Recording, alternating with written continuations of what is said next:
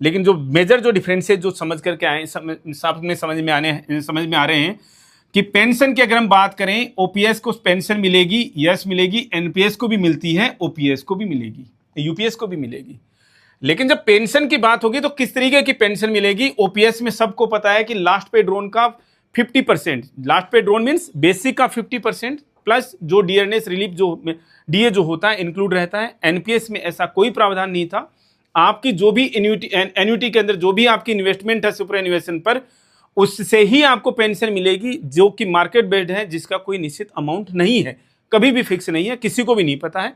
UPS में same आपने OPS की तरह से एक फिक्स अश्योर पेंशन देने की कोशिश की, ठीक है, उसमें भी थोड़ी सी चालबाजी दिखाई गई है कि हम पूरे 12 महीने का, और 12 महीने का क्या, जो आपका जो मीन्स लास्ट जो 12 मंथ्स की जो पे है जो सुपर एन्युएशन पर, उसका हम वो एवरेज निकालेंगे और उसका 50%, चलो कोई दिक्कत नहीं है, 1000-2000 रुपए से कोई फर्क नहीं पड़ता। और आपने इसमें इन्फ्लेशन इंडेक्सेशन को भी रख दिया, कोई दिक्कत नहीं है, यहां तक हमें कोई इश्यू नहीं है। एनपीएस की बात वहीं की वहीं रह गई थी। डीएडीआर का बेनिफिट आपने दे दिया, इसके अंदर नहीं था, इसके अंदर दे दिया, ठीक है जी। कंट्रीब्यूशन एनपीएस के अंदर, ओपीएस के अंदर कोई कंट्रीब्यूशन नहीं जाता, एनपीएस के अंदर कंट्रीब्यूशन जाता है। एम्प्लॉय का कंट्रीब्यूशन 10%, आपने कहा गया है आपकी तरफ से कि अब हम 18.5% का कंट्रीब्यूशन डालेंगे, आपने और महंगी स्कीम कर दी है इसको, कोई दिक्कत नहीं, आपका पैसा है, चाहे जैसे इस्तेमाल कीजिए, कोई दिक्कत नहीं है। यूपीएस में भी सेम वैसे ही चलता रहेगा कि कर्मचारी का कंट्रीब्यूशन 10% और आपका कंट्रीब्यूशन जो है वो 18.5%, क्योंकि आप हमें पेंशन देना चाह रहे हैं, बहुत अच्छी पेंशन देना चाह रहे हैं, स्वागत योग्य है, कोई दिक्कत नहीं है भाई, कर लीजिए, आपका पैसा है, कहीं पर भी लगाइए, कोई दिक्कत नहीं है।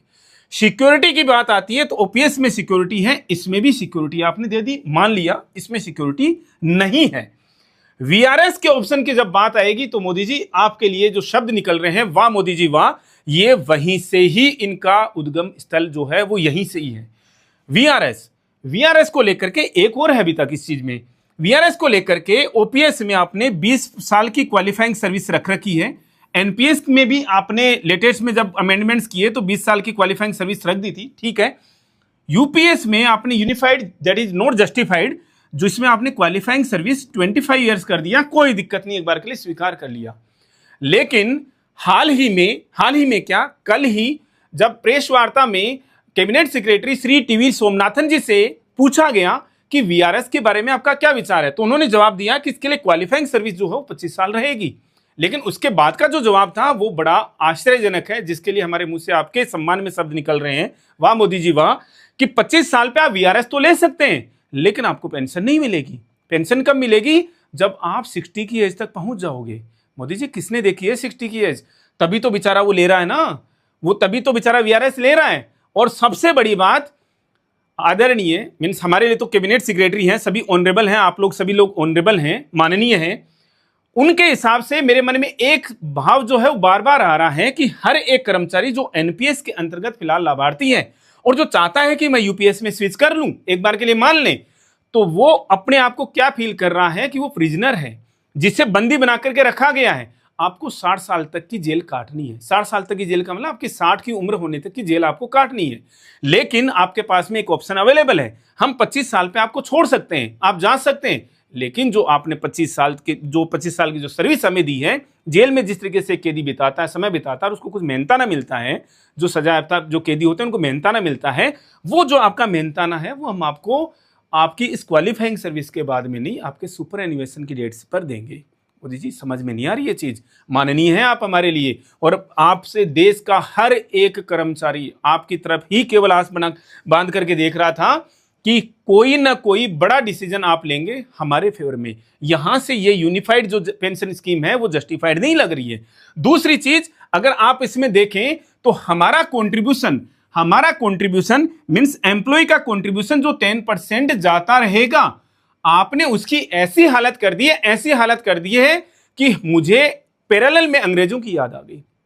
हमने अंग्रेजों को देखा नहीं है, लेकिन जिन्होंने भी हिस्ट्री की किताबों में लिखा है, सही लिखा है, गलत लिखा है, और जो सही है फूट डालो, राज करो और फूट डालो, राज करो। मैं यहां पर ये वाली बात किस परिप्रेक्ष्य में कह रहा हूं कि अंग्रेजों ने जहां जहां पर भी राज किया, या दूसरी तरफ से कहें दुनिया में जहां जहां पर भी दो देशों के बीच में लड़ाइयां हैं, दो देशों के बीच में युद्ध हैं, चाहे से हम रशिया यूक्रेन की बात कर लें, हालांकि उनका अपना लड़ाई है, वो तो चलो ठीक है, कोई बात नहीं।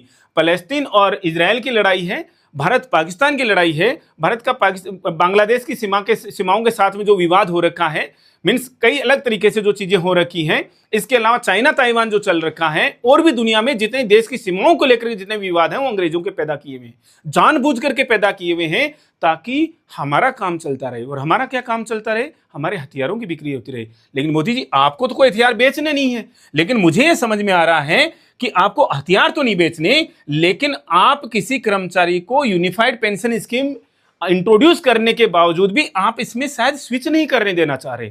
रीजन, क्योंकि हमारा जो 10% का जो कंट्रीब्यूशन है, उसको तो आपने मतलब मिलेगा ही नहीं, हमें देखना ही नहीं है। तो हमने ऐसे कौन से पाप किए हैं कि हमें वो 10% का कंट्रीब्यूशन जो है वो मिलेगा नहीं, और आपने उसकी जगह पर हमें एक तरीके से मैं कहूँ कि क्या झुंझुना पकड़ा है कि हर एक साल मतलब हर 6 मंथ्स का एक कंट्रीब्यूशन। और वो एक कंट्रीब्यूशन कैसा कि आपकी बेसिक पे का, बेसिक प्लस डीए का वो जो 10% बनता है, मतलब वही कंट्रीब्यूशन हमारा। मतलब इस 25 साल पे भी अगर कोई एम्प्लॉय छोड़ना चाहे, या मान लीजिए 30 साल की सर्विस करता है कोई एम्प्लॉय सुपर एनुएशन तक, अब वो तो सर्विस नहीं रही, कोई छोड़ेगा नहीं, वीआरएस तो आपने खत्म ही कर दिया इनके लिए, कोई बात नहीं जी। किसी ने 30 साल की सर्विस की तो उसको क्या मिल जाएगा?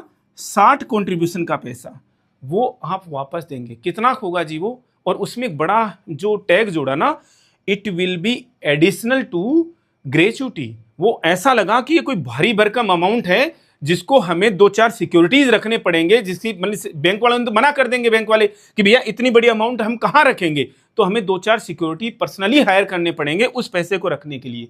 जब एक्चुअल में मैंने जब एक्चुअल में कैलकुलेट किया तो वो अमाउंट तो 5-7 लाख रुपए नहीं आ रही मोदी जी। तो हम इस चीज के लिए बड़े रुष्ट हैं आपसे, और रुष्ट होकर के हम कर भी क्या लेंगे? वैसे अपना रोष प्रकट कर सकते हैं कि ये आप हमारे साथ में, कर्मचारियों के साथ में क्या है, हम भी भारत देश के नागरिक हैं।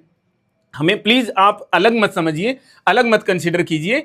ये जो दो बड़ी चीजें, हालांकि खैर मीन्स हर एक अपना अपना विचार हो सकता है। कोई कहते हैं कि भैया हमें तो हूबहू मीन्स एक्चुअली ओपीएस चाहिए। हम बार बार कह रहे हैं कि भाई नाम बदलने की जहां पर बात आ रही है, पहले ओपीएस फिर एनपीएस, और अभी उसी चीज का नाम बदल करके आप कह रहे हैं कि साहब ये यूपीएस जो है ये ओपीएस ही है, ये नाम बदला हमने और बेटर स्कीम है। तो हम कह रहे हैं इसका एक बार फिर से वापस नाम बदल दीजिए चाहे से, लेकिन ये दो चीजों पर प्लीज ध्यान दे लीजिए, जो कि दो सबसे बड़ी कमियां हैं।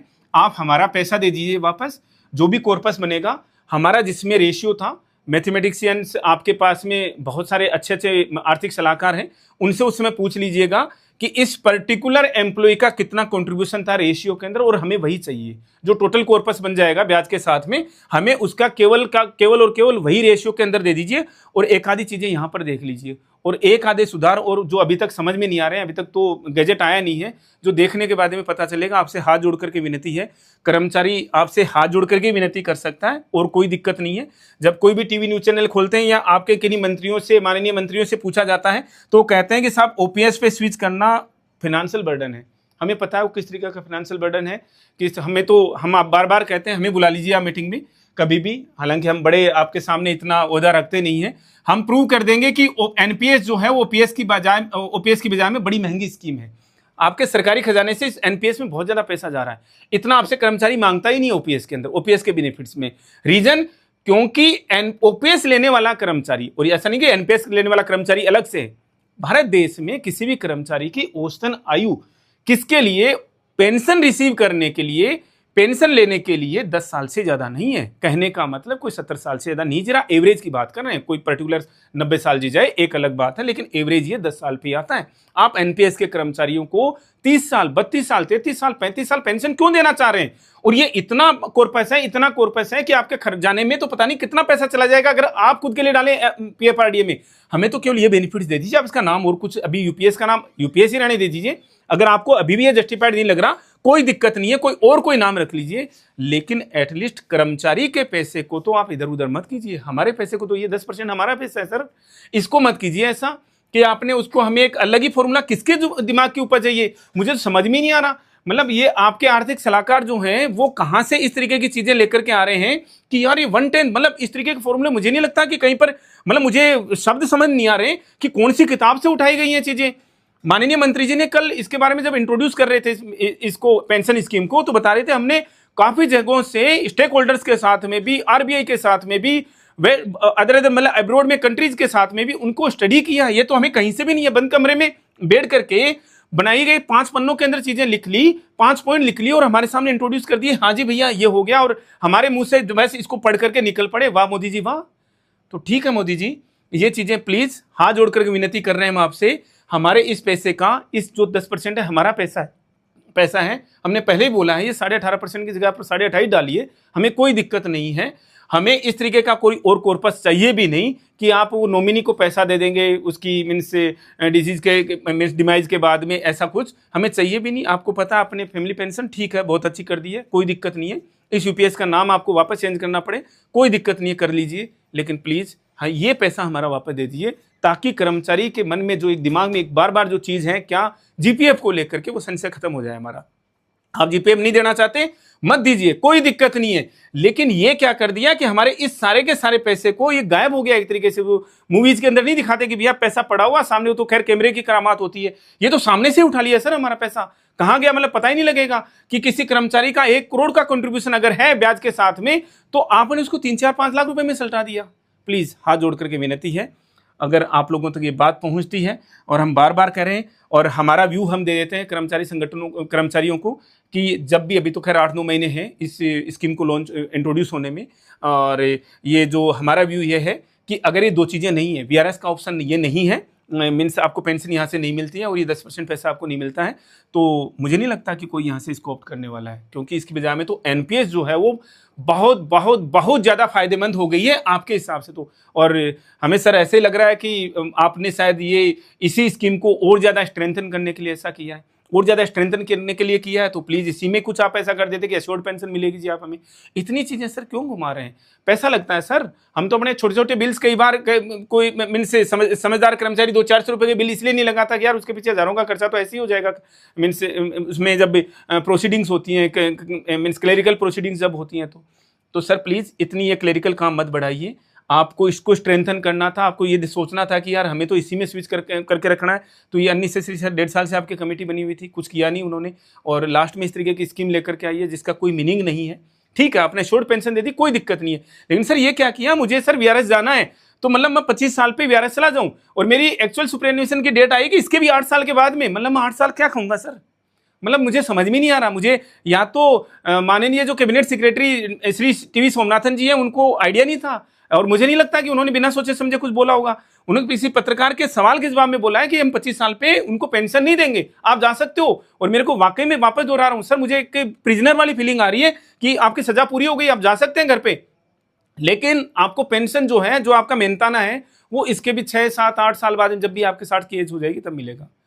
हम अननेसेसरी सर किसी का टाइम नहीं लेना चाह रहे, मीन्स ये अब आप लोगों से कहना चाह रहे हैं जो भी वीडियो को देख रहे हैं यहाँ पर, हमने आज तक कभी अपनी वीडियो के लिए बोला नहीं है, लेकिन हम इस वीडियो के लिए, पर्टिकुलर इस वीडियो के लिए चाहते हैं, क्योंकि कुछ लोग शायद खुश हो गए हों कि जिनको समझ में नहीं आ रहा कि यार यूपीएस क्या है जी, 50% पेंशन मिल गई, लेकिन इसके पीछे का गेम समझ नहीं आया कि जो आपका एक तरीके से जीपीएफ का टाइप का पैसा था, 10% की कॉन्ट्रीब्यूशन थी, वो तो हवा में गायब हो गई है।